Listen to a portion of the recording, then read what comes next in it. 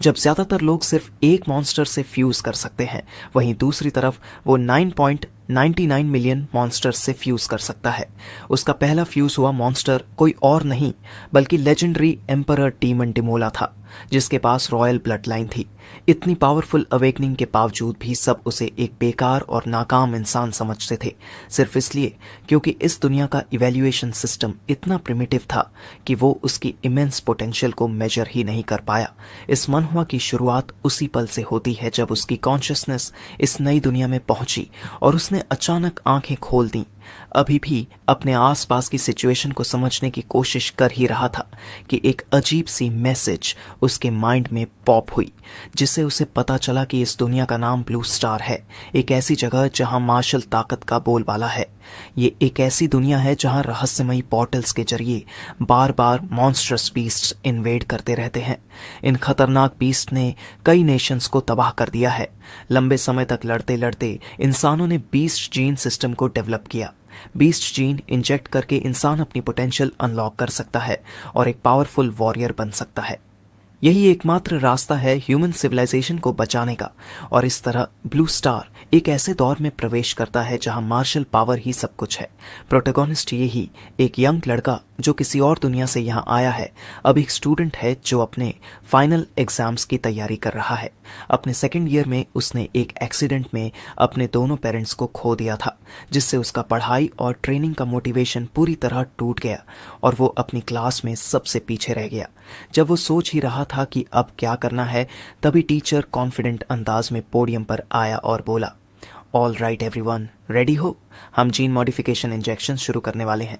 याद रखो, पिछले 3 सालों की मेहनत, स्ट्रेंथ बिल्ड करना और मार्शल एनर्जी कल्टीवेट करना, सब इसी मोमेंट के लिए था। फिर टीचर ने एक टेढ़ी नजर डालते हुए कहा, और जो लोग अब तक सीरियस नहीं थे। यही ने मन ही मन सोचा, ये क्या मजाक है, मैंने तो मेहनत की है, फिर मुझे गिल्टी क्यों फील करना चाहिए। लेकिन अब जब मैंने ओरिजिनल ओनर की जिम्मेदारियां संभाल ली हैं, तो उसकी गड़बड़ भी मुझे ही साफ करनी पड़ेगी।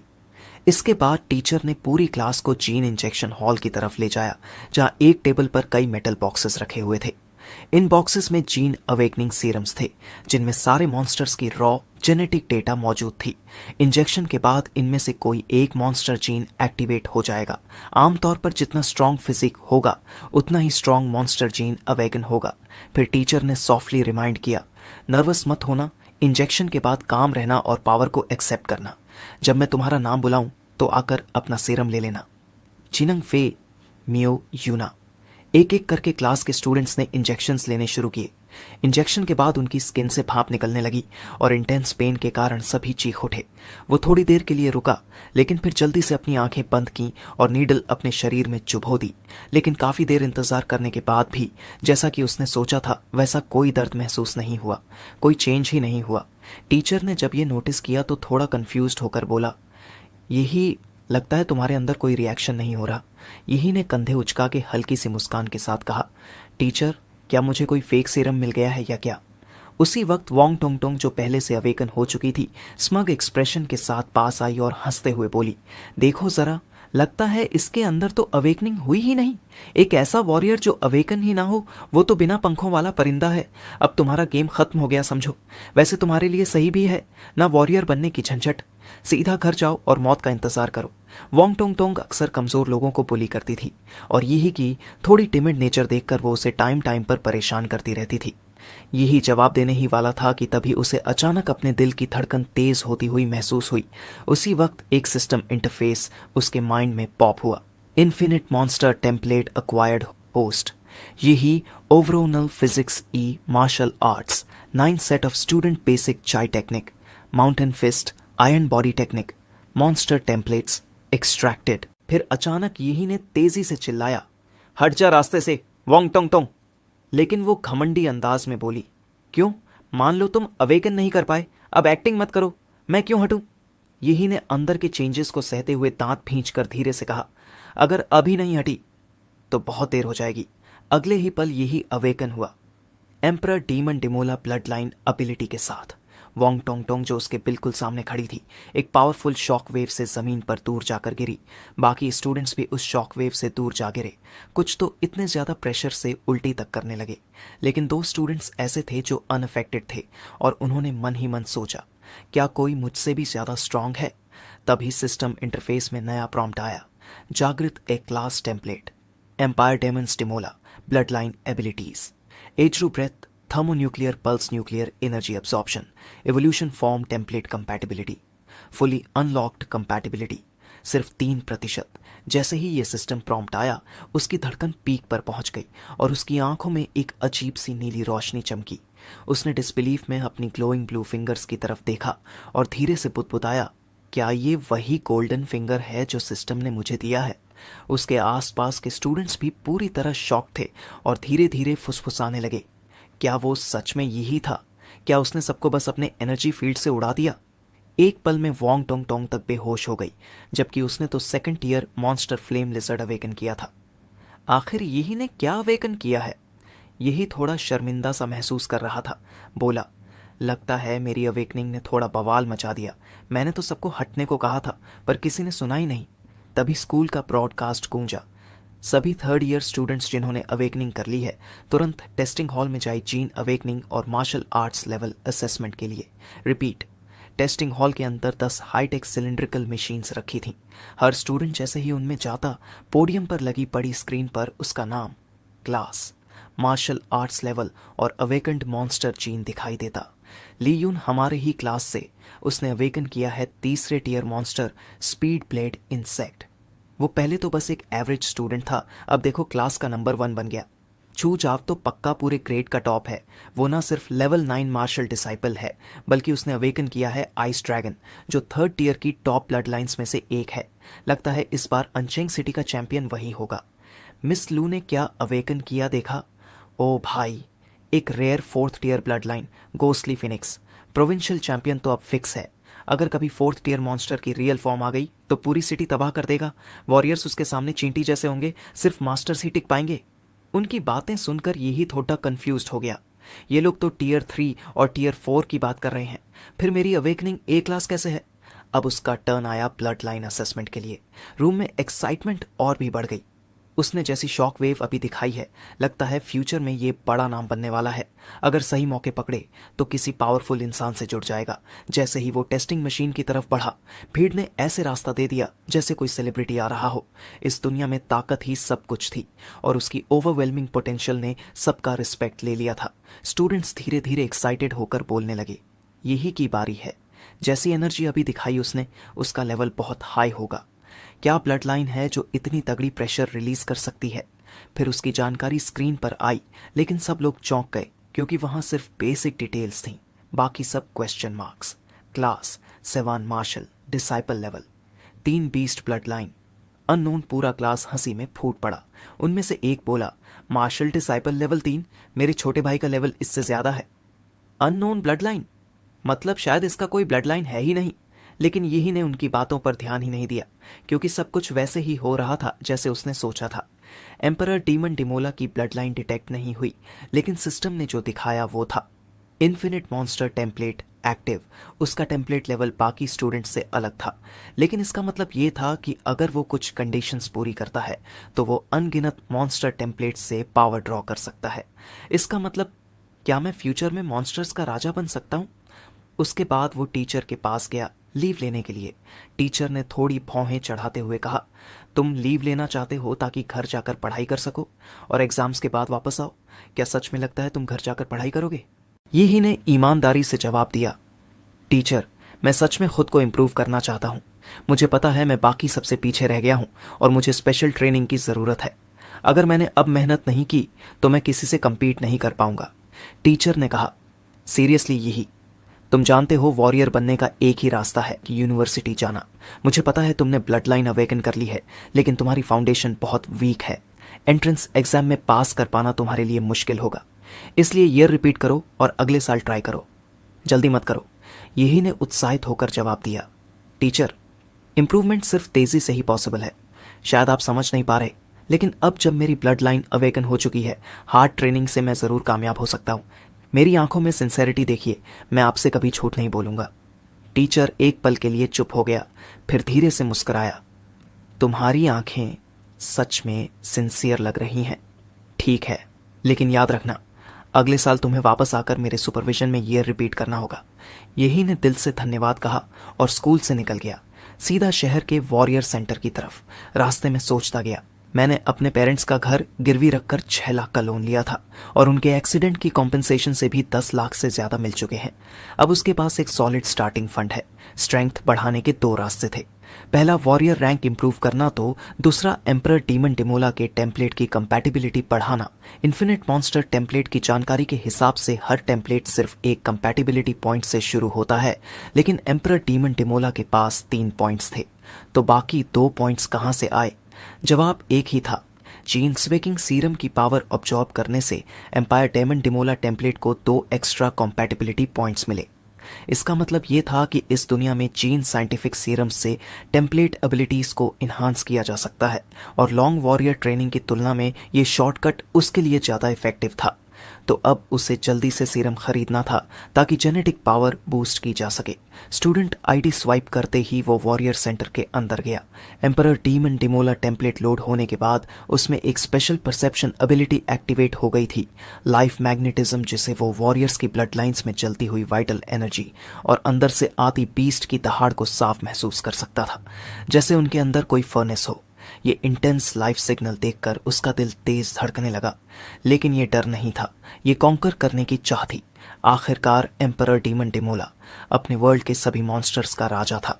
दुर्भाग्य से फिलहाल यही अभी भी एक रुकी था और सिर्फ कॉम्बैट ब्लड लाइन को दबा पाने में सक्षम था, लेकिन जैसे ही वो अपनी ताकत को फुली अनलॉक कर लेगा, वो इस दुनिया को दिखा देगा कि मॉन्स्टर किंग होना असल में क्या होता है। तभी किसी ने उसके कंधे पर हाथ रखा। छोटे भाई, दूसरों के अंदर झांकना अच्छी बात नहीं है। लगता है तुमने अभी अभी अपनी बीस्ट जीन अवेकन की है ना? शुरू में पावर कंट्रोल करना थोड़ा मुश्किल होता है, लेकिन तुम वॉरियर सेंटर में किस लिए आए हो? एक प्यारी सी बड़ी बहन ने मुस्कुराकर पूछा। यही ने हल्के से मुस्कुराते हुए जवाब दिया, ब्यूटीफुल सिस्टर, माफ करना, मेरा मतलब वो नहीं था। मैं जीन सीरम्स लेने आया हूँ, लेकिन ये जगह बहुत बड़ी है, समझ नहीं आ रहा कहाँ जाना है। क्या आप मुझे डायरेक्शन बता सकती हैं? महिला मुस्कुराई और बोली, जीन सीरम्स, तुम इस स्टेज पर इन्हें यूज करना चाहते हो? यही को लगा शायद इसमें कोई टैबू या रिस्ट्रिक्शन हो, जबकि महिला ने आगे समझाया, ऐसी कोई बड़ी बात नहीं है, लेकिन जीन सीरम्स बहुत एक्सपेंसिव होते हैं और इनसे ड्रग रेजिस्टेंस भी डेवलप हो सकता है। मतलब टाइम के साथ इनकी इफेक्टिवनेस कम हो जाती है। तो वॉरियर्स इसे यूजुअली तब यूज करते हैं जब उनकी ब्लड लाइंस अपने पीक पर पहुंच चुकी होती है, ताकि फुल फायदा मिल सके। फिर भी यही ने पूछा, एक जीन सीरम की कॉस्ट कितनी है? महिला ने जवाब दिया, तुम्हारे लेवल पर सिर्फ basic consolidation type serum use कर सकते हो, जिसकी कॉस्ट है करीब 4 लाख। यही चौंक गया, इतना महंगा? मेरी टोटल सेविंग्स से तो मैं मुश्किल से 5 सीरम्स ले पाऊंगा। इसलिए उसने फौरन पूछा, क्या आप किसी को जानती हैं जो मुझे डिस्काउंट दिलवा सके? महिला ने उसे एक बिजनेस कार्ड दिया, Huang Heli, level 4 martial artist, और मुस्कुराते हुए बोली, ये लो, मेरा कार्ड रखो। एक एक्सपीरियंस्ड वॉरियर की रिकमेंडेशन से शायद तुम्हें डिस्काउंट मिल जाए। यही ने शुक्रिया अदा किया और फिर रास्ता पकड़ लिया। कुछ देर बाद वो वॉरियर हॉस्पिटल पहुंचा और वहां उसने 1,45,00,000 खर्च करके 4 जीन सीरम खरीदे। बाकी बची हुई अमाउंट से उसने कुछ बेसिक इक्विपमेंट और वेपन्स लिए। वॉरियर्स भले ही ज्यादा कमाते हों, लेकिन उनका खर्च भी भारी होता है। ये ट्रिप उसे एक मिडिल क्लास आरामदायक लाइफ से सीधे लिविंग पे चेक टू पे चेक मोड में ले आया। घर पहुंचते ही वो ज्यादा देर नहीं रुका, उसने फौरन जीन सीरम्स इंजेक्ट करने शुरू कर दिए। जैसे ही लाइट ब्लू फ्लूइड उसकी नसों में बहा और पूरे शरीर में फैला, उसे महसूस हुआ जैसे उसके अंदर का खून उबाल मार रहा हो, जैसे कोई विशाल बीस्ट अंदर से खुशी से दहाड़ रहा हो। सारे सीरम्स इंजेक्ट करने के बाद एम्परर डीमन डिमोला टेम्पलेट की कंपैटिबिलिटी 3% से बढ़कर 7% हो गई। उसका फिजिक भी लेवल 8 से बढ़कर 15 तक पहुंच गया, यानी अब वो लेवल 7 का मार्शल डिसाइपल बन चुका था। तो ऐसा लगता है इम्प्रूवमेंट। हर सीरम इंजेक्शन पर उसका फिजिक 2 पॉइंट्स बढ़ा, लेकिन आखिरी वाले पर सिर्फ 1 पॉइंट बढ़ा। मतलब जैसे जैसे बॉडी स्ट्रांगर होती है, इम्प्रूवमेंट धीरे धीरे मुश्किल होता जाता है। लेकिन ये भी कम नहीं है। कुछ मिनटों में मैंने वो अचीव कर लिया जो दूसरों को 3 साल की ट्रेनिंग में मिलता, और ये तो सिर्फ मेरी नॉर्मल फिजिकल स्टेट है। अगर मैं एम्परर डीमन डिमोला की ब्लड लाइन की पावर एक्टिवेट करूं, तो शायद मैं कॉलेज एंट्रेंस एग्जाम में टॉपर बन सकूं। अगर इतनी एडवांटेज के बाद भी मैं उन जीनियस लोगों से आगे नहीं निकल पाया, तो फिर ये बूस्ट बेकार है। पर फिलहाल प्लान का अगला स्टेप पूरा करने वो सीक्रेट रेल्म की ओर बढ़ने का फैसला लेता है। सीक्रेट रेल्म्स की रिफ्ट्स को एस से लेकर ई तक कुल 6 लेवल्स में बांटा गया है, जिसमें लेवल सी जितना हाई होता है अंदर के मॉन्स्टर्स उतने ही खतरनाक होते हैं। एस लेवल सीक्रेट रेल्म में तो मॉन्स्टर्स इतने ज्यादा अनकंट्रोलेबल होते हैं कि अगर वो रियल वर्ल्ड में आ जाएं तो तबाही मच जाएगी। अब यही अनशेंग सिटी के 3rd लेवल की सीक्रेट रेल्म में एंटर कर चुका था, जहां उसे हैरानी हुई कि वहां इतनी कम भीड़ क्यों थी। शायद इसलिए क्योंकि ये एक पुराना सीक्रेट रेल्म था और इसके वैल्यूबल ट्रेजर्स पहले ही निकाल लिए गए थे। अब वहां बस कुछ लो लेवल मॉन्स्टर्स ही बचे थे जो नए वॉरियर्स के प्रैक्टिस के लिए ठीक थे। फिर एंट्री गेट पर एक डेथ कॉन्ट्रैक्ट साइन करने के बाद उसे सीक्रेट रेल्म का एंट्री टिकट मिला। जल्द ही वो रिफ्ट के पास पहुंचा। 10 मीटर ऊंची और 5 मीटर चौड़ी वो रिफ्ट एक नीले ग्रे रंग की लिक्विड जैसी सब्सटेंस दिख रही थी, जिसमें चमचमाते सफेद कण झिलमिला रहे थे। ये उसका पहला सीक्रेट रेल मिशन था और उसका एक्साइटमेंट जोरों पर था। अब मेरा जर्नी शुरू हो रहा है, किंग ऑफ मॉन्स्टर्स बनने की दिशा में पहला कदम। यही सोचते हुए उसने एक छलांग मारी और रिफ्ट में कूद गया। जैसे ही वो सेफली लैंड हुआ, उसने ऊपर आसमान की ओर देखा और एक अविश्वसनीय नजारा देखा। 3 विशाल ग्रह, कंगलन स्टार, अनविल स्टार और तैजिन स्टार आसमान में एक साथ चमक रहे थे, मानो किसी साई-फाई मूवी का सीन हो। वो हैरान होकर बोला, पढ़ा तो था टेक्स्ट बुक्स में, लेकिन खुद एक्सपीरियंस करना अलग ही बात है। ये तो वाकई में कमाल है। लेकिन तभी उसकी नजर पीछे घास में कुछ हिलते हुए पड़ी। एक first year monster, sabre tooth rabbit, जो अपने वायलेंट नेचर और उड़ने की एबिलिटी के लिए जाना जाता है, जैसे ही हमला करने को कूदा, उसकी स्पीड किसी गोली जैसी थी। उसका इरादा सीधा यही की गर्दन पर झपट्टा मारने का था, लेकिन एम्परर डीमन डिमोला की सेंसरी एबिलिटीज की वजह से यही को पहले ही उसकी मूवमेंट का एहसास हो गया, तो उसने फुर्ती से पहले डॉज किया, फिर उसी की मोमेंटम का यूज करके खरगोश का सिर पकड़ लिया और पॉप की आवाज के साथ क्रश कर दिया। मरते ही उसका शरीर छलकर राख बन गया और पीछे सिर्फ एक सफेद रंग का थम साइज मॉन्स्टर कोर बचा। यही ने उसे उठाकर सोचा, वाइट, ऑर्डिनरी क्वालिटी, कीमत लगभग 1000 होगी। बुरा नहीं, कुछ मिनट में 1000 कमा लिए। जहां आम आदमी महीना भर काम करके 3-4 हजार कमाता है, वहीं मैंने चंद मिनट में ये कर लिया। लेकिन उसने सोचा कि ज्यादा फर्स्ट ईयर कोर्स कलेक्ट करने का फायदा नहीं होगा। अगर वो सेकंड ईयर या उससे ऊपर के मॉन्स्टर से भिड़ पाए तो ज्यादा बेहतर होगा। और जैसे ही उसने ये सोचा, जमीन फटती है और एक second year monster, demon corps bug, अचानक बाहर निकल आता है। वो हल्का सा हंसा और मन में सोचा, नाम लिया और शैतान हाजिर। फिर उसने अपना हथियार निकाला और खुद इनिशिएटिव लेने की सोची, और फिर एक ही स्वॉर्ड स्ट्राइक में उसने उसे घायल कर दिया। उसे पहले से पता था, मॉन्स्टर एनसाइक्लोपीडिया में उसने पढ़ा था कि इस मॉन्स्टर की पीठ का कवच बहुत सख्त होता है, लेकिन उसका पेट काफी कमजोर होता है। और जैसे ही उसकी तलवार वहां लगी, बदबूदार हरा खून जमीन पर गिरा और करोसिव निशान छोड़ गया। कॉर्प्स बग ने खुद को गेंद की तरह सिकोड़ लिया और उसके तेज ब्लेड जैसे इंसेक्ट लेग्स यहीं पर बिजली की तरह टूट पड़े, जिसे बचने के लिए यही ने तुरंत अपना माउंटेन फिस्ट टेक्निक यूज किया। उसका मुक्का तोप के गोले जैसा था, जो सीधे मॉन्स्टर से टकराया और उसकी स्पीड मोमेंटरीली रुक गई। लेकिन अगले ही पल कॉर्प्स बग ने अपनी 2 फैंग्स यही की तरफ फेंक दी। यही चौंक गया। उसे नहीं लगा था कि ये क्रीचर अपने जबड़ों से अटैक्स लॉन्च कर सकता है। वो किसी तरह बचा और जल्दी से डिस्टेंस बना लिया। मेरे करंट मार्शल लेवल से ये मॉन्स्टर मैं नहीं संभाल सकता। मेरे पास ना ही कोई स्ट्रॉन्ग मार्शल आर्ट टेक्निक्स हैं और ना ही उतनी डीप वाइटैलिटी। ये सब ओरिजिनल बॉडी की कमजोर फाउंडेशन की वजह से था। फिर इस स्थिति को समझते हुए उसने अपना चीट एक्टिवेट करने का फैसला लिया। एम्परर डीमंस रात ब्लड लाइन एक्टिवेट। अगले ही पल उसकी स्किन नीली हो गई, प्यूपिल्स नीले नीलम जैसे चमकने लगे, आर्म्स पर टफ स्केल्स आ गए और उसकी वाइटैलिटी कई गुना बढ़ गई और उसके चारों तरफ एनर्जी का भंवर बनने लगा। उसके क्लॉज भी मॉन्स्ट्रस हो चुके थे। फिर एक ही स्विफ्ट मोशन में उसने डीमन कॉर्प्स बग का सिर पकड़ लिया। हथेली हाइड्रोलिक प्रेस की तरह बंद हुई और मॉन्स्टर का कवच टूट गया। फिर तुरंत उसने एक जबरदस्त स्वीप टेक्निक किया और कॉर्प्स बग को पेट से चीरकर 2 टुकड़ों में बांट दिया। अब जब उसकी फिजिक 21 पॉइंट्स तक पहुंच चुकी थी, सेकंड ईयर मॉन्स्टर को हराना जैसे बच्चों का खेल बन गया था। ट्रांसफॉर्मेशन डीएक्टिवेट होते ही उसकी स्किन वापस नॉर्मल हो गई, लेकिन उसके पोर्स से भाप निकलने लगी। फिर उसने देखा कि उसका brand new short sword corps bug के वेनम से करोड़ हो चुका था, जिस पर उसने सोचा 2,50,000 खर्च किए थे इस गियर पर और ये सेकंड टियर मॉन्स्टर भी नहीं झेल पाया। क्या घटिया क्वालिटी है। तभी उसके पेट से जोरों की आवाज आई, गड़गड़। उसे याद आया, अरे यार, ये तो मेरा पहला मॉन्स्टर हंट है। इतनी एनर्जी खर्च हुई और खाना कुछ लाया ही नहीं। वो परेशान ही था कि अचानक उसे खुशबू आई, बहुत स्वादिष्ट सी। उसने देखा कॉप्स बग का हरा मॉन्स्टर कोर अब भी एक ललचाने वाली खुशबू छोड़ रहा था, जिसे उसका शरीर इंस्टिंक्टिवली उस कोर को निगलना चाहता था। फिर बिना ज्यादा सोचे उसने उसे निगल लिया। हार्ड क्रिस्टल जैसा कोर अंदर जाते ही लिक्विड में बदल गया और एक गर्म वेव की तरह शरीर में फैल गया, बिल्कुल जैसे जीन सीरम इंजेक्ट किया हो। हर सेल ऐसा लग रहा था जैसे खुश हो उठा हो। और सबसे बड़ी बात, एम्परर डीमन डिमोला टेम्पलेट की कंपैटिबिलिटी में 0.3% की बढ़त हो गई। किसी ने सही कहा था, असली पावर हमेशा इंस्टिंक्ट से आती है।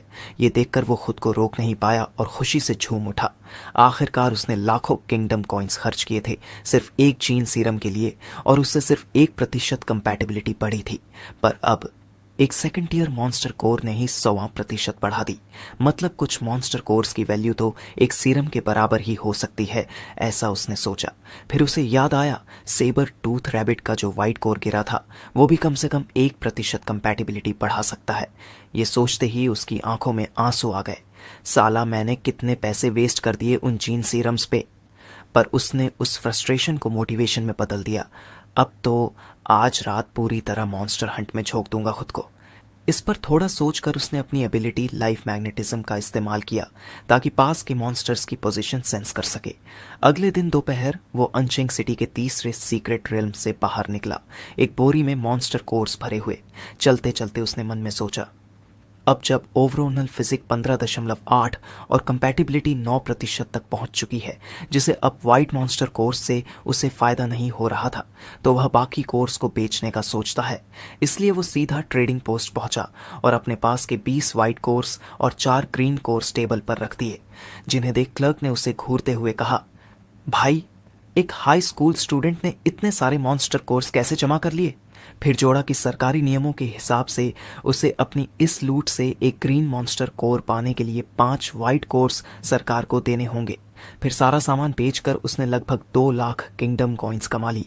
अब कॉलेज एंट्रेंस एग्जाम में सिर्फ 9 दिन बचे थे और वो पहुंच गया अनचेंग सिटी के 4th D tier secret realm में, जहां पहले से एक वॉरियर टीम मौजूद थी। उनमें से एक ने कहा, कैप्टन लिन, इस बार शायद ब्लड जेड फ्लावर का बाउंटी मिशन पूरा हो ही जाएगा, है ना?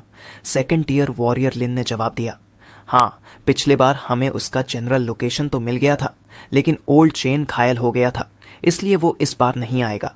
टीम के 2 और मेंबर बोले, पर अब हमारी टीम में सिर्फ 5 लोग हैं और डी टियर सीक्रेट रियल में एंट्री के लिए 6 लोग मिनिमम चाहिए। जिस पर कैप्टन लिन ने पीछे इशारा करते हुए कहा, नो वरीज, मैंने एक एजेंसी से कांटेक्ट किया था, वो हमारे लिए एक नया वॉरियर लेकर आए हैं। तुम ही हो ना, लेवल 9 के मार्शल डिसाइपल डेडजिला? यही ने हंसते हुए सिर हिलाया और सोचा, क्योंकि मैं अब भी स्टूडेंट हूं, मैं डी टियर रेल में डायरेक्टली एंटर नहीं कर सकता, इसलिए मुझे एक ब्लैक मार्केट एजेंट के जरिए फेक आइडेंटिटी बनवानी पड़ी और उस पर 1 लाख क्रेडिट खर्च कर दिए। स्कैम था पूरा। लिन थोड़ा चौंका, डेडजिला, ये कैसा अजीब नाम है? यही ने फ्लैटली जवाब दिया, ओरिजिनल नाम नहीं दे सकता, कॉपीराइट इन्फ्रिंजमेंट का खतरा है। लिन ने ठंडी सांस ली और कहा, ठीक है, तो ए बस एक कोड नेम ही है। तुम्हारा लेवल 9 का मार्शल डिसाइपल स्टेटस देखकर तुम्हें बस ऑब्जर्व करने का मौका देंगे, पर याद रखना, हमें पीछे मत खींचना। उसका ऐसा सीरियस एक्सप्रेशन देखकर यही ने मन में सोचा, कम से कम ये बंदा मिशन शुरू होने से पहले जिम्मेदारियां क्लियर कर रहा है। ऐसे लोग ज्यादा भरोसेमंद होते हैं बजाय उनके जो बाद में ब्लेम डालते हैं। टीम तैयार हुई और सब लोग एक ऑफ रोड व्हीकल में बैठकर सीधे सीक्रेट रिलम की तरफ बढ़ गए। इस बार उनका डेस्टिनेशन था एक बड़ा सा डेजर्ट। इस मिशन में उन्हें ढूंढना था एक रेयर प्लांट, जेड फ्लावर। पिछली बार जब वो इसी रेल में आए थे तब उन्होंने ब्लड जेड फ्लावर का लोकेशन तो ढूंढ लिया था, लेकिन वहां एक सेकंड टियर मॉन्स्टर था जिसके पास था चैंपियन लेवल ब्लड लाइन, तो वह उसे ले नहीं पाए। गाड़ी रेगिस्तान में धूल उड़ाते हुए भाग रही थी, जबकि यही सोच रहा था, पहली बार रेन फॉरेस्ट, अब डेजर्ट। लगता है सीक्रेट रेल्म्स अलग अलग वर्ल्ड से जुड़े होते हैं। तभी जमीन से कुछ चूहे टाइप के मॉन्स्टर्स निकले और गाड़ी के पीछे पीछे दौड़ने लगे। टीम का मेंबर हुड, जो काफी कम बोलता था, उसने तुरंत कुछ क्रिस्टल आयरन डार्ट्स फेंके। हर डार्ट सीधा टारगेट के सिर में लगा और उसमें भरी मार्शल एनर्जी ने मॉन्स्टर्स का काम तमाम कर दिया। कुछ देर बाद गाड़ी एक ओएसिस के पास रुकी।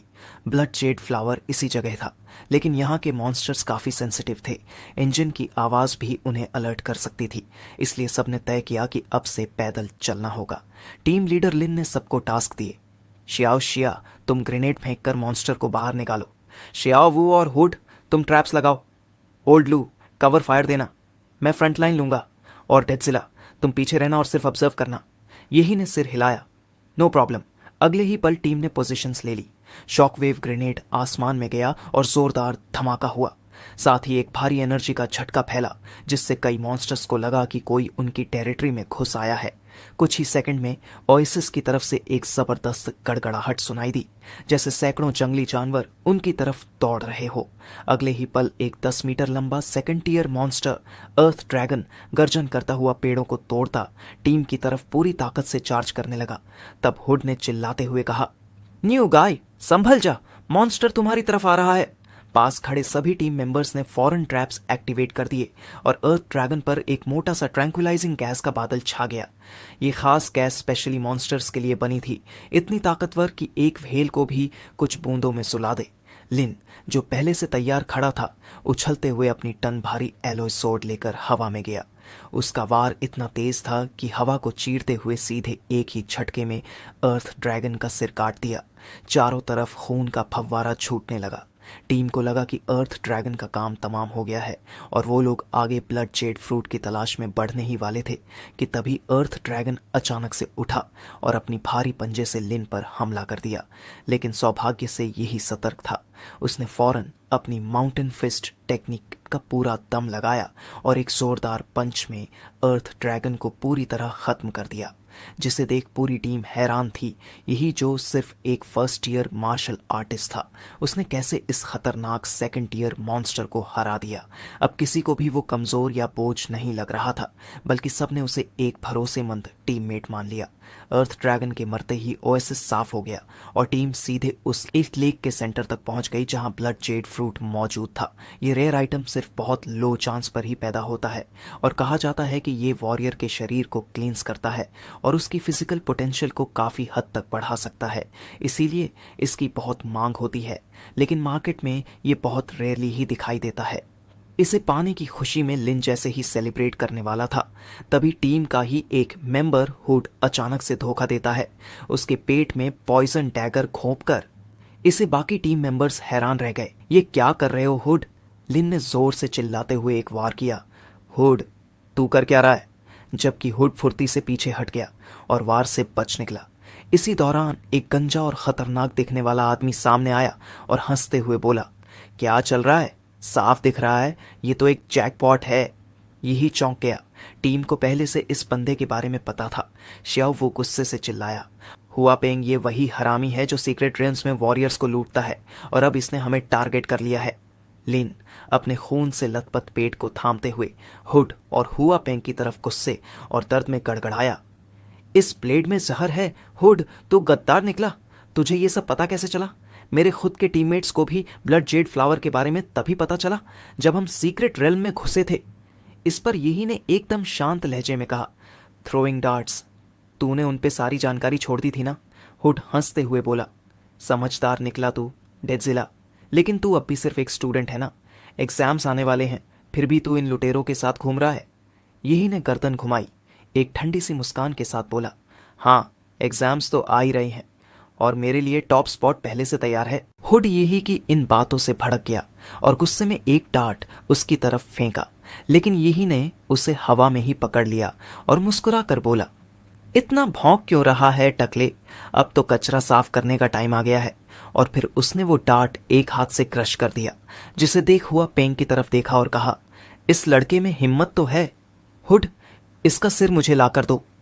अगले ही पल हुड ने बिना समय गंवाए डार्ट्स की बरसात कर दी, लेकिन यही बस ठंडी मुस्कान के साथ पीछे हटा और सभी डार्ट्स को अपनी ओरा का इस्तेमाल करते हुए तोड़ दिया। उसकी आंखों में बैटल इंटेंट जंगल की आग जैसा भड़क रहा था। इस बीच हुड ने एक मौका देखा। हवा में घूमते हुए उसके बूट से एक ब्लेड निकला और उसका लंबा पैर एक्स की तरह यही को आधा काटने के लिए झपटा, लेकिन यही ने तुरंत डॉज किया और अपनी उंगली को माथे पर रखते ही उसकी उंगली पर नीली एनर्जी इकट्ठा हुई और उसने एटॉमिक ब्रेथ रिलीज किया। एक नीली किरण सीधे हुड के दिल को चीरती हुई निकल गई और हुड का शरीर जमीन पर गिरा। इसे देख पूरी टीम सन्न रह गई। एक पल को सब भूल गए कि लड़ाई चल रही थी, जबकि हुआ पेंग गुस्से और हैरानी में बोला, तू है कौन? कौन से पावरफुल फैमिली से है जो जीन टेक्निक्स यूज कर रहा है? यही ने एक ठंडी मुस्कान के साथ जवाब दिया, मैं हूं एम्परर डीमन डिमोनरा की फैमिली से। अब पता, दया की भीख मांगनी है। हुआ पेंग यही से उठती इंटेंस किलिंग इंटेंट को महसूस करते ही समझ गया। अब मामला हाथ से निकल गया है, इसलिए उसने अपनी second year warrior blood line को एक्टिवेट किया। उसका शरीर कई गुना बड़ा हो गया, एक भयानक छोटे विशालकाय जैसा दिखने लगा। उसकी बॉडी से निकलती खून की लहरें और बेहद भारी दबाव पूरे माहौल को झकझोर रहे थे। अब वो पूरी तरह एक बीस्ट लाइक मॉन्स्टर बन चुका था। फिर हुआ पेंग एक टैंक की तरह यही की तरफ दौड़ा। उसके पीछे हवा की जबरदस्त गड़गड़ाहट थी। एक सेकंड के अंदर ही यही नीचे झुक गया और साइड में एक फ्लिप मारकर उसके हमले से बच निकला। उसी पल उसकी उंगलियां फिर से चमकी और एक नीली पार्टिकल बीम सीधे हुआ पेंग के कमजोर टखने की तरफ चली, जो लगते ही हुआ पेंग दर्द से चीखा। फिर भी उसने दोनों हाथों को जोड़कर उन्हें जोर से यही पर दे मारा, लेकिन यही की चपलता ने फिर से उसे बचा लिया। यही ने मन में सोचा, सेकेंड ईयर वॉरियर वाकई में अलग ही लेवल पर होते हैं। एटॉमिक ब्रेथ भी इसके एंकल बोन्स नहीं पिघला सका।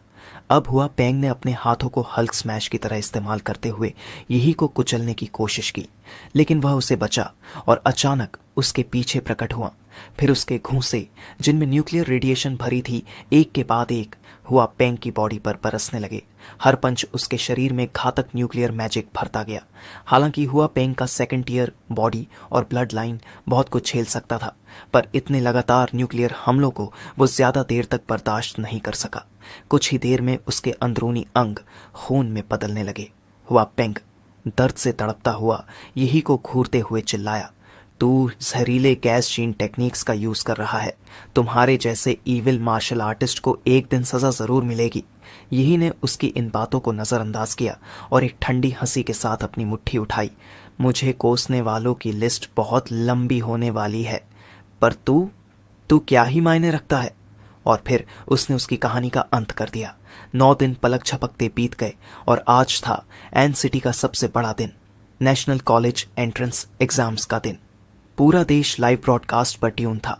होस्ट ने स्क्रीन पर आते ही छात्रों को शुभकामनाएं दी और फिर नियम समझाए। एग्जाम एक टूर्नामेंट फॉर्मेट में था। जगह थी एन सिटी का सेंट्रल स्पोर्ट्स अरीना, जहां छात्र जोड़ी में मुकाबला करेंगे। जो जीतेगा वही अगले राउंड में जाएगा। पूरा एग्जाम 3 दिन का था। पहले 2 दिन प्रीलिम्स और फिर जो आगे बढ़ेंगे वे तीसरे दिन फाइनल्स तक लड़ते रहेंगे जब तक टॉप स्कोरर ना मिल जाए। होस्ट ने आखिर में कहा, तुम सब मानवता का भविष्य हो, इस बार खुद के लिए और इंसानियत के लिए लड़ो। और इसी के साथ N city's college entrance exams आधिकारिक रूप से शुरू हो गए। जैसे ही होस्ट की आवाज खत्म हुई, सारे कैंडिडेट्स धीरे धीरे अरीना की तरफ बढ़ने लगे। अरीना नंबर 6 पर मैच था यही और वोंग टोंग टोंग के बीच, लेकिन उस वक्त यही वहां पहुंचा ही नहीं था। तो होस्ट ने अनाउंस किया, नियमों के अनुसार अगर यही मैच शुरू होने के 5 मिनट बाद भी नहीं आया तो उसे डिस्क्वालीफाई कर दिया जाएगा। वोंग टोंग टोंग उस समय स्टेज पर बड़ी घमंड भरी मुस्कान के साथ खड़ी थी। सोच रही थी, जीन कॉन्फ्रेंस में मेरी इंसल्ट हुई थी, जिसकी शर्मिंदगी मैं जिंदगी भर नहीं भूलूंगी। मैंने सोचा था फ्लेम लिजर्ड से यही को सबके सामने नीचा दिखाऊंगी, लेकिन वो डरपोक तो आया ही नहीं। कितनी शर्मनाक बात है। ऑडियंस में भी बातें होने लगीं, कितना डरपोक है ये लड़का, एग्जाम में आने की हिम्मत भी नहीं हुई इसे। ऐसे लोगों को स्कूल में नहीं, सड़कों की सफाई में होना चाहिए। उसी वक्त रेफरी ने सीटी बजाई और कहा, टाइम्स अप। एनसिटी के फर्स्ट हाई स्कूल के यही को डी। वो अपनी बात पूरी करता उससे पहले पूरे मैदान में एक जबरदस्त एनर्जी लहराई। लोगों ने ऊपर देखा, ये क्या कोई उड़ रहा है? इतनी ताकत तो बस कोई मॉन्स्टर लेवल वॉरियर के पास ही हो सकती है। उस मिस्टीरियस फिगर ने सीधा अरीना पर लैंड किया, इतनी जोर से कि पूरा प्लेटफॉर्म हिल गया। धूल छटते ही पता चला वोंग टोंग टोंग अब भी शॉक में थी, और तभी स्विंगल एक जोरदार किक उसके चेहरे पर पड़ी और वो सीधा स्टेज के बाहर अनकॉन्शियस जा गिरी। यही ने देखा और कैजुअली बोला, बच गया, वरना अगले साल फिर आना पड़ता। होस्ट चिल्लाया, विनर यही ने हल्की सी हंसी में कहा, बस इतना ही? ये तो बहुत इजी था। इस नज़ारे से ऑडियंस पागल हो गई। क्या ताकत है यार, सिर्फ एक किक में अपोनेंट ढेर। जिस अंदाज में वो आया पूरी तरह हेवनली किक था। यही तो लिटरली एक वन किक मैन निकला। उसी समय सिस्टम स्क्रीन पर उसके नए स्टैट्स आए। Overall physique 226, compatibility 20%। फिर यही ने गर्व से कहा, thank you captain Lin, blood jade fruit ने मेरी बॉडी को पूरी तरह बदल दिया। इसी वजह से मुझे आने में देर हो गई थी, लेकिन अब असली परफॉर्मेंस शुरू होगी। उसके बाद यही ने लगातार 3 और मैच खेले, तीनों में एक ही किक, 3 जीत, कोई हेसिटेशन नहीं। ऑडियंस चिल्ला रही थी, यही वन किकमैन, होस्ट ने अनाउंस किया। N city first high school से यही 3 लगातार जीत के साथ तीसरे राउंड में प्रवेश करता है। इस स्टैंड्स में भीड़ जमा हो गई थी। लोग यही से कांटेक्ट मांगने लगे, कुछ अपने कॉलेजेस रिकमेंड कर रहे थे। तभी एक रिपोर्टर ने पूछा, यही क्या आपकी कोई ड्रीम यूनिवर्सिटी है? जैसे ही रिपोर्टर ने सवाल पूछा, यही की आंखों में एक चमक आई और उसने बड़े कॉन्फिडेंस के साथ जवाब दिया, सॉरी, मेरा एम है होंगडू यूनिवर्सिटी।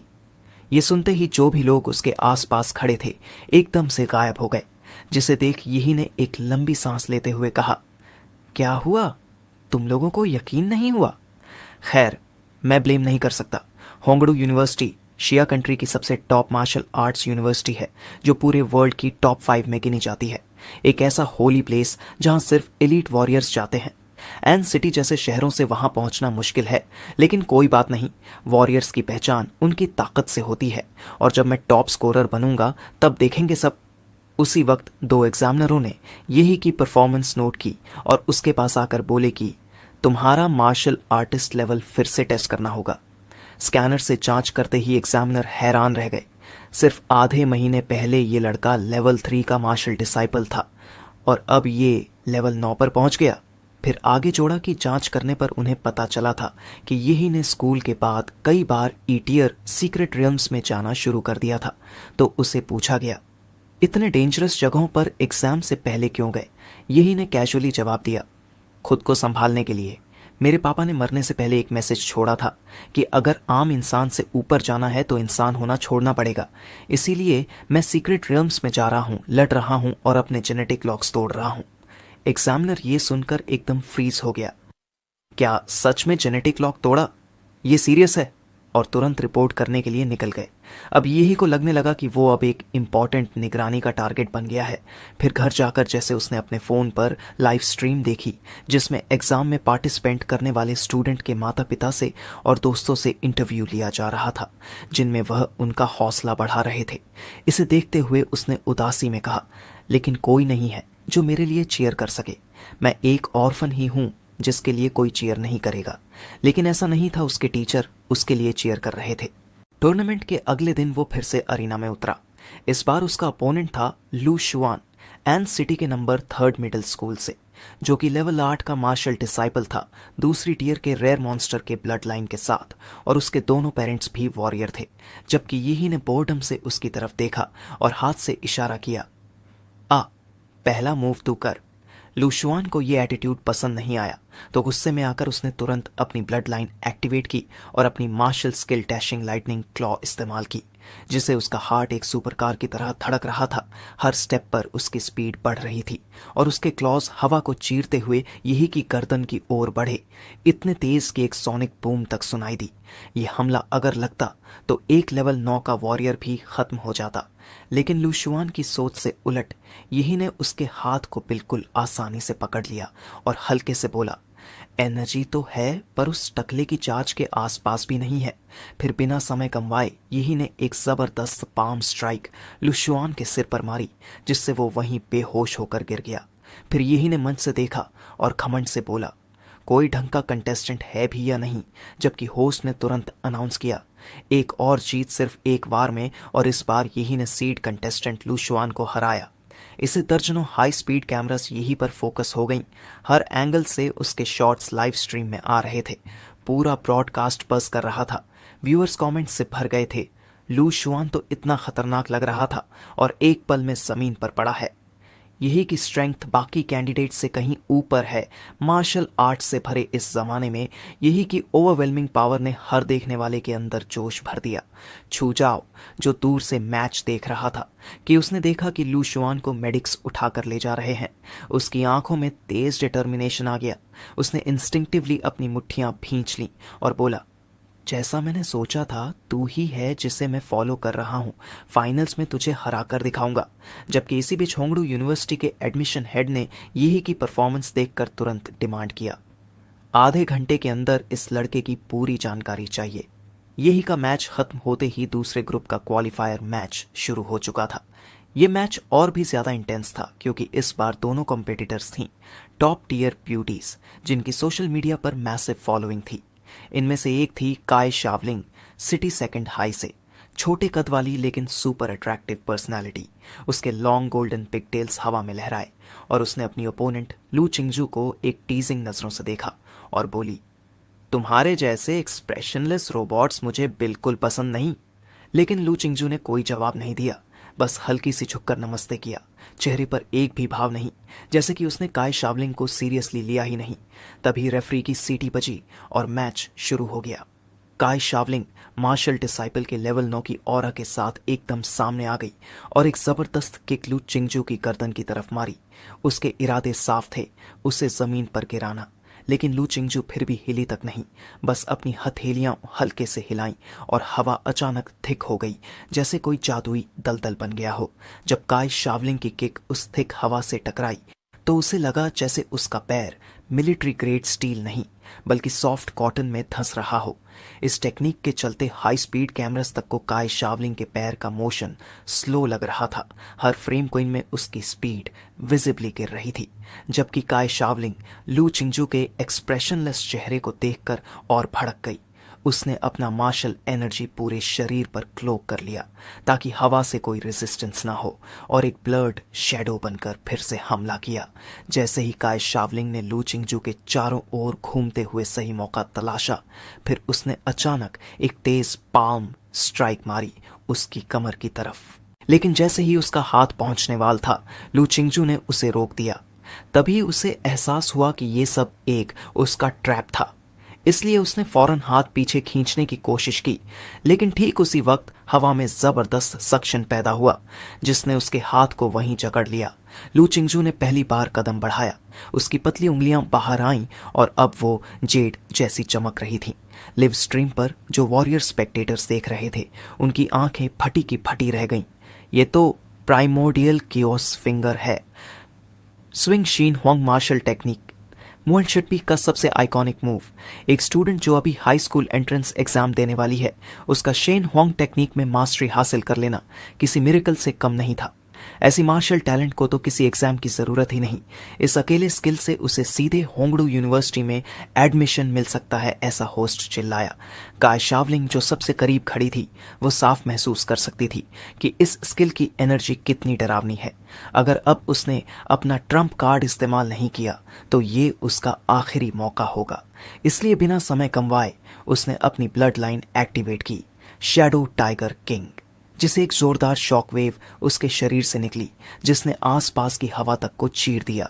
लेकिन लू चिंगजू ने यह फोर्स झेलने की कोशिश नहीं की। उसने बस जमीन पर एक हल्की सी टैप की और उसका शरीर एकदम ग्रेसफुल तरीके से दर्जनों मीटर दूर सरक डिस्टेंस बना लिया, जिसे देख स्टैंड्स में बैठे एग्जामिनर्स ने अपनी सांसें रोक लीं। King level blood line, shadow tiger king जैसी ताकतवर ब्लड लाइन को कंट्रोल करना आसान नहीं होता। इस लड़की का फ्यूचर वाकई लिमिटलेस है। लेकिन इस अवेकनिंग ने काय शावलिंग के शरीर पर भारी दबाव डाला। उसने गर्म सांसें छोड़ी और मुश्किल से बोल पाई, अब तुम भी अपनी नेदर फिनिक्स की ब्लड लाइन एक्टिवेट करो। लू चिंगजू, जो अब तक मोस्टली चुप थी, बैटल शुरू होने के बाद पहली बार बोली, इतना काफी है। इसे सुन काय शावलिंग पूरी तरह से गुस्से में आ गई। क्या तुम समझती हो कि एक वॉरियर से कम कोई तुम्हारा मुकाबला नहीं कर सकता? उसका शरीर अब एक असली टाइगर की तरह मूव कर रहा था। उसकी ब्लड एनर्जी एक तूफान में बदल चुकी थी। उसके हाथ हवा चीरते हुए सीधे लू चिंगजू की तरफ बढ़े, जबकि लू चिंगजू ने बड़ी एलिगेंस से उस ब्रूटल स्ट्राइक को अब्सॉर्ब करना शुरू किया। उसके हाथों की हरकतें पियानो बजाने जैसी थीं और उसकी मार्शल टेक्निक की इनविजिबल थ्रेड्स धीरे धीरे काय शावलिंग की ताकत को शून्य में बदल रही थीं। अटैक फेल होते ही काय शावलिंग ने अपने इमेंस ब्लड एनर्जी से वो इनविजिबल थ्रेड्स को डिस्पेल कर दिया और फिर मिड एयर से एक और किक मारी, जिसे लू चिंगजू ने तुरंत दोबारा एक्टिवेट किया प्राइमोर्डियल फिंगर। फिर जेड की तरह चमकती उसकी उंगली की नोक काय शावलिंग की फियर्स किक से टकराई और दोनों टेक्निक्स का जोरदार टकराव हुआ, जिससे उनकी फीट के नीचे की स्पेशली मेड अरीना टूटकर चकनाचूर हो गई। अरीना धूल के गुबार से भर गया। हजारों दर्शक सांस रोककर इंतजार कर रहे थे कि आखिरी विजेता कौन होगा। जैसे ही धूल हटी, काय शावलिंग सबसे पहले नजर आई, जिसके पूरे शरीर पर धूल लगी हुई थी। वो लड़खड़ाते हुए कुछ कदम चली और फिर अचानक एग्जॉस्शन से जमीन पर गिर पड़ी, जबकि लू चिंगजू अब भी खड़ी थी, एक एथेरियल फेरी की तरह। उसके बाल थोड़े बिखरे थे, लेकिन उसके चेहरे पर न कोई खरोंच, न कोई थकावट, बस शांत, कंपोज्ड और बिल्कुल प्राचीन सी एलिगेंस।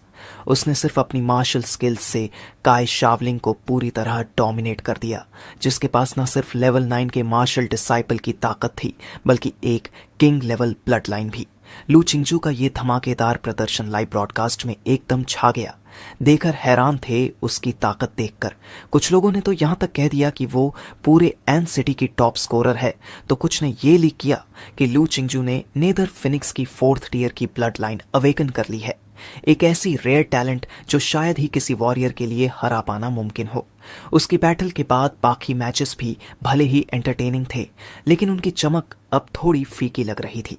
कई राउंड्स के एलिमिनेशन के बाद फाइनल 8 चुन लिए गए। अब फाइनल 8 की लड़ाइयों का समय आ गया था। यही सबसे पहले आया लॉर्ड ड्रॉ के लिए और उसने ड्रॉ किया ए। तभी 1-2 मीटर लंबा मस्कुलर जायंट यही की तरफ देखता है और अपना ड्रॉ दिखाता है।